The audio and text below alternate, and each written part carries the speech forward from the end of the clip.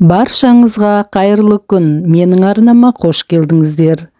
Бүгін біз осындай керемет салат, корейский салат жасайтын боламыз. Алдыменен менің каналыма тіркеліп, лайк басып кетуді ұмытпаңыздар. Бүгінгі корейский салатымызды біз сәбіз және редкадан жасайтын боламыз. Негізі сәбіз бен редканың дәмі бір-біріне үйлеседі. Өте адамның тәбетін ашатын керемет салат болып шығады. Әрі бұл салат өте денсаулыққа пайдалы. Мен бұл салатты жасау үшін кішкене 2 редка және 1 сәбізді алып, жуып, тазалап, одан кейін мінекей теркадан өткізіп жатырмын. Корейский салатқа тураған сияқты осылайша ұзынша етіп турап аламыз. Сәбізіміз бен редкамызды мінекей осылай турап жатырмын. Сіздер де осы салатты жасап көріңіздер. Өте керемет салат және де тәбетті өте жақсы ашады.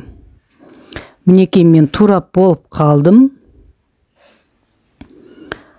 Енді дәмдеуіштерін қосамыз. Алдыменен кристаллигімді салдым дәмдеуішті, одан кейін тұз, кішкене құмшекер, өзінің дәміне қарай, одан кейін көлеміне қарай салаттың қара бұрыш пенен қызыл бұрышты салдым. Сөйтіп салатымызды жақсылап араластырып аламыз. Дәмдеуіштерін бәрін жақсылап араластырамыз осылайша.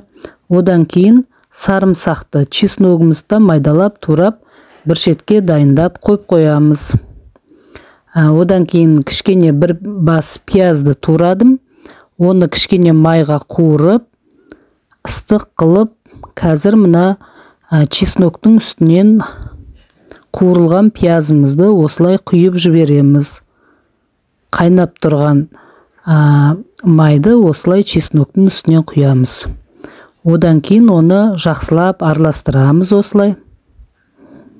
Салатымызды жақсылап араластырып аламыз. Сөйтіп оны тоңазытқышқа қойып қоямыз 1-2 сағатқа. Сол кезде дәмі кіріп, өте керемет салат болып шығады. Назар қойып тыңдағандарыңызға рахмет. Сау болыңыздар.